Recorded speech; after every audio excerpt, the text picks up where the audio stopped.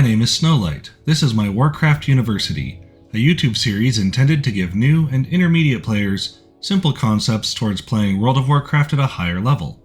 In this video we will discuss panic buttons. We've discussed cooldowns in the past, abilities which boost your roll for a short burst of time. Now we're going to look at some cooldowns which are used for a secondary reason, staying alive. As we've discussed in a previous video, the best way to stay alive is to avoid getting hit by bad things whenever possible.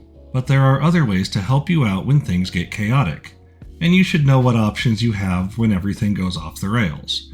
So let's take a look at this. As a DPS player, you might be thinking, I don't need to heal myself. We have 4 healers on my raid team.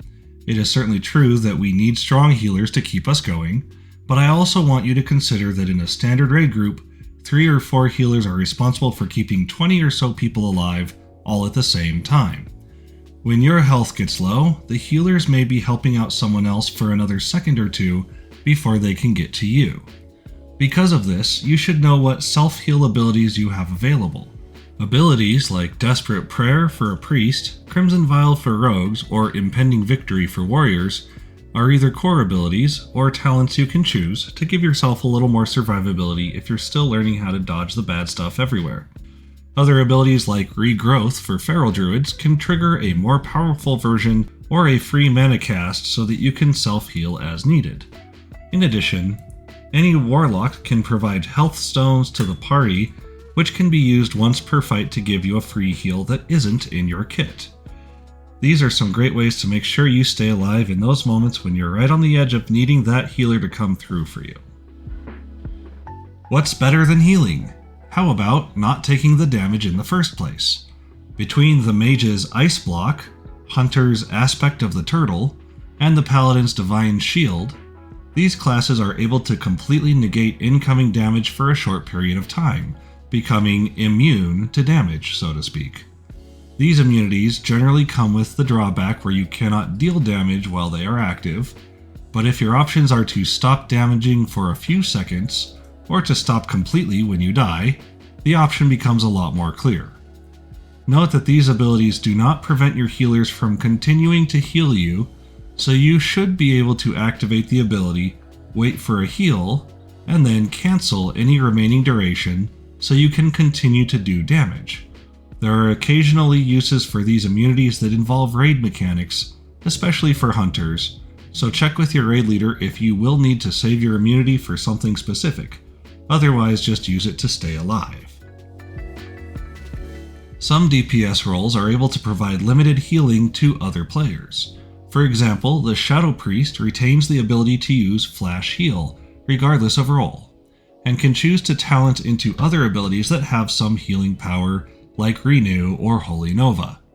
This is balanced by having a smaller mana pool or higher mana cost, so we can only throw out a handful of heals before running out.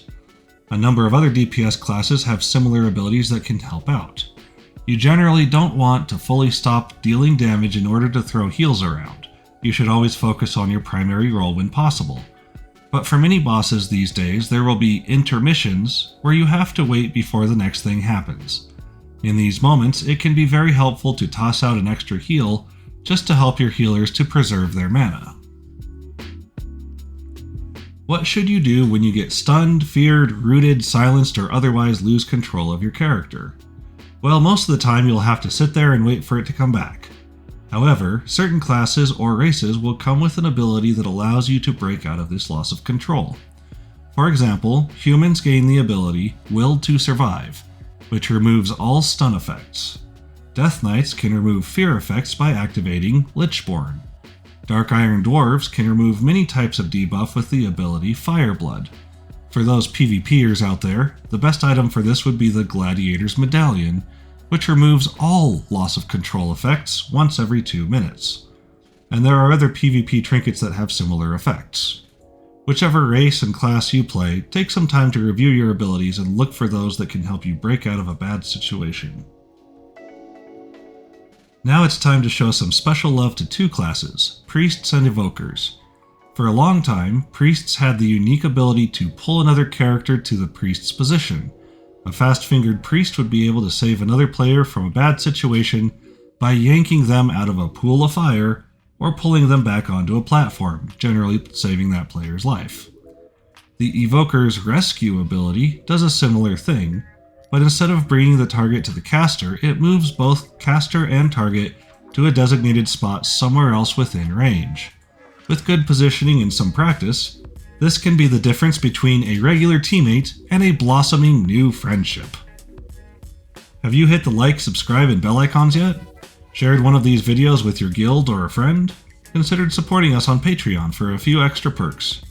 We depend on these steps so that we can continue this project. Above all else, please be positive in-game and help make Warcraft a fun place for everyone to play. Goodbye for now.